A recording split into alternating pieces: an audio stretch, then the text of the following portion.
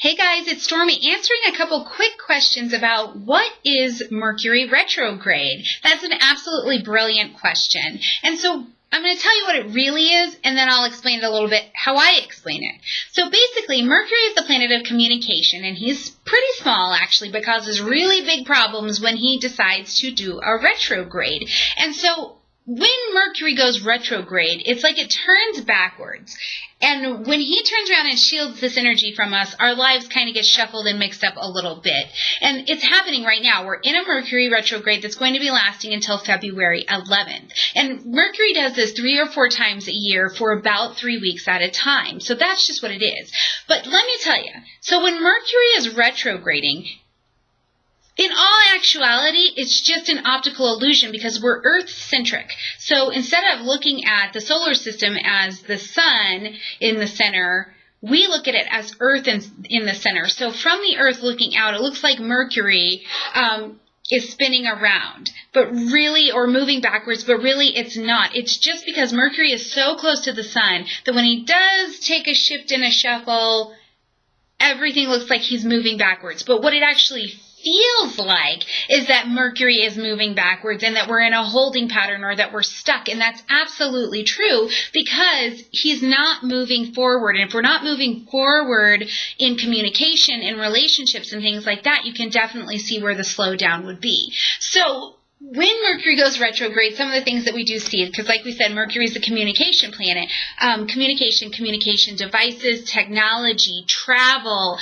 just relationships can sometimes suffer a little bit here. And these are things that just can really be disrupted during this time. People get so freaked out. Like if they have a small misunderstanding or someone was kind of rude to them, it's like overblown sometime during this time. But really, it doesn't have to be. Mercury retrograde is a time to Anytime you have in front of one of the planets they're retrograding, it's a time to re-examine, revisit. It's just about looking back. So we slow down because nothing's moving forward, look back at what's already going on so that we can reevaluate the way that it fits our lives and our journeys for right now. During this time, there are a couple things that are some do's and some don'ts if you want to survive it that are really, really helpful. So I'm going to share a couple of those with you. One of the big don'ts during this time is do not start new things. Don't start a new relationship. Don't start a new job.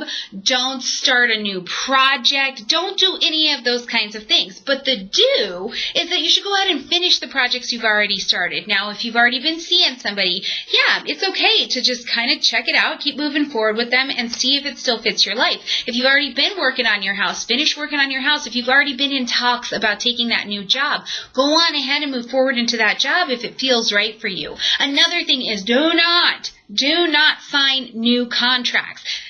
Don't buy a new house. This is not the time to start looking for that new house and to sign the contract to buy it. If you can avoid it, this is not the time to sign that new contract for that new job you just got while Mercury retrograde had started. It's not that time.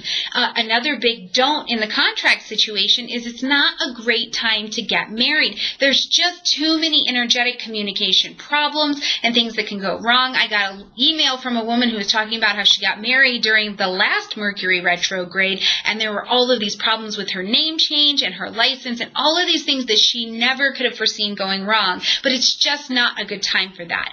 But during that time, like I said, during the due, if there's a contract that's already been underway, if you've already bought your marriage license, go for it. Go get married. If you already have been in talks and had your name on some dotted lines of buying a new car or a new house or a new job, then go ahead, finish your paperwork and do what you need to do. Another thing I think is really big on the don't list right now is that you don't stop living your life because Mercury is retrograde. Yeah, it's freaky energy. It holds us up. It slows us down, but it doesn't mean you don't continue to move forward. But what you do during this time is prepare.